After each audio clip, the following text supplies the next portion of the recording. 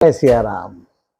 दोस्तों, हम आज रामचरितमानस की रामायण की पाठ 25 बनाएंगे और इस पर सत्संग की चर्चा करेंगे, राम कथा की चर्चा करेंगे। कल हमने कथा को राम जी अपने सारे मंत्रियों के साथ, अपने सेना के मुख्य मुख्य योद्धाओं के साथ मंत्रणा करते हैं और अंगद को भेजते हैं। अंगद वापिस आ जाते हैं तो अगले दिन सुबह तक का समय रावण को देते हैं, लेकिन रावण नहीं आता है। तब राम जी युद्ध की घोषणा कर देते हैं। शंख और नगाड़े बजा दिए जाते हैं और युद्ध के मैदान में राम जी की सेना सज जाती है। सब शस्त्रों के साथ राम जी, लक्ष्मण जी स्वयं और सारे योद्धा, बड़े बड़े सेनापति जो राम जी की सेना में बानर भालू हैं, बड़े बड़े योद्धा हैं, वो सब अपने अपने मोर्चों पे तैयार हैं। अब रावण युद्ध का पहला दिन है और सुबह रावण अपने मकरध्वज और एक दो बड़े अपने पुत्रों को भेजता है और वो एक दो पुत्र उसके दोपहर तक के युद्ध में समाप्त हो जाते हैं। अब रावण को खबर पहुंचती है तो रावण बड़ा चिंतित हो जाता है और वो सोचता है क्यों ना मैं पहले ही दिन जाकर युद्ध को ही समाप्त कर दूं, मैं अपने पुत्रों को क्यों मरवाऊं। और रावण पहले ही दिन आधे युद्ध में स्वयं आ जाता है और अब आकर जब रावण युद्ध के मैदान में आता है तब सबसे पहले सुग्रीव से मुकाबला होता है और सुग्रीव जी रावण से गदा युद्ध करते हैं, लेकिन रावण सुग्रीव के सामने बलशाली है और रावण सुग्रीव पर एक मुष्टिका का प्रहार करते हैं। सुग्रीव जी बेहोश हो जाते हैं और धरती पर गिर पड़ते हैं। तब रावण सुग्रीव के ऊपर बाण को साधने लगता है। उसी समय लक्ष्मण जी सामने आते हैं और कहते हैं, अरे दुष्ट, तू युद्ध के नियम भी नहीं जानता, तुझको युद्ध में किसने भेजा है। युद्ध का नियम है कि धर्म के अनुसार अगर कोई योद्धा मूर्छित है तो उस पर शस्त्र का प्रयोग नहीं हो सकता, वो वर्जित है। रावण कहता है, हम तो राक्षस जाति के हैं, हम युद्ध में कोई नियम नहीं मानते, हम तो एक ही नियम मानते हैं कि युद्ध के मैदान में अगर आ गए तो हमने किसी भी तरह शत्रु को समाप्त कर कर युद्ध को जीतना है। लक्ष्मण कहते हैं कि तू क्या जाने, क्योंकि तुम तो धर्म मानते ही नहीं, फिर तुम धर्म के युद्ध के नियम को क्या मानोगे। और रावण और लक्ष्मण का युद्ध प्रारंभ हो जाता है।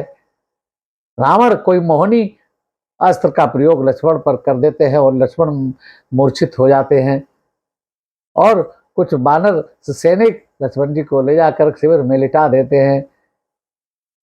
तब वहां हनुमान जी पहुंचते हैं और हनुमान जी रावण के साथ एक रावण के रथ पर चढ़ एक मुष्टिका मारते हैं। रावण विचलित हो जाता है। तब हनुमान जी, रावण कहता है, अब मैं अपना बल दिखाता हूँ। रावण एक मुष्टिक मारते हैं तो हनुमान जी भी गिर पड़ते हैं। इतने में राम जी आ जाते हैं। राम जी रावण की तारीफ करते हैं, कहते हैं कि वास्तव में रावण तो अति शक्तिशाली है, जिसने शिव के अवतार रूप हनुमान जी के मुष्टिका का वार सहन करके, और तू विचलित तो हुआ लेकिन बर्दाश्त कर गया और तेरा कुछ अहित नहीं हुआ। अब राम जी कहते हैं, रावण आज तेरी बड़ी दुर्दशा है। रावण कहता है, मेरी दुर्दशा क्यों है, मैं तो लंका का राजा रावण हूं और तुम बनवासी हो, बन बन में भटकने वाले राम हो।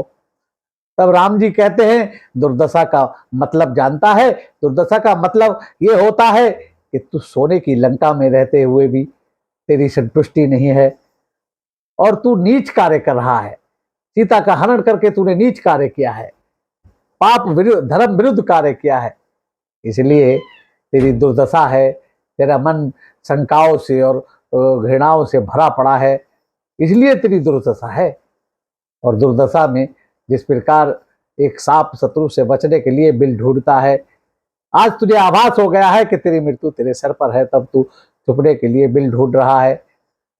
रावण कहता है कि भाई युद्ध करो, युद्ध में आए हो तो ये व्यर्थ की बातों से क्या लाभ है। राम और रावण का युद्ध होता है और राम जी अपने अमोघ शस्त्रों से रावण के धनुष और बाण को काट देते हैं। इसके बाद राम जी रावण की ध्वज पताकों को काट देते हैं। अब भगवान राम एक और बाण छोड़ते हैं और रावण का रथ नष्ट कर देते हैं। अब रावण बिल्कुल निहत्था है।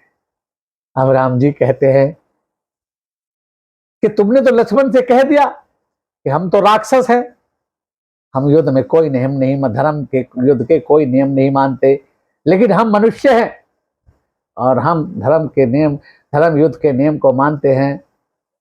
रावण, आज तू शस्त्रहीन है, शस्त्र रहित है युद्ध के मैदान में। आज तू अपनी शत्रु की कृपा पात्र है और कृपा से ही जीवित है। हम तुझे आज नहीं मारेंगे, क्योंकि आज तू शत्रु के बिना शस्त्र रहित खड़ा है युद्ध के मैदान में और शत्रु की दया से ही जीवित है। इससे बड़ी दुर्दशा तेरी और क्या होगी? यही तेरी दुर्दशा है जो आज स्वयं तुम महसूस कर रहा होगा।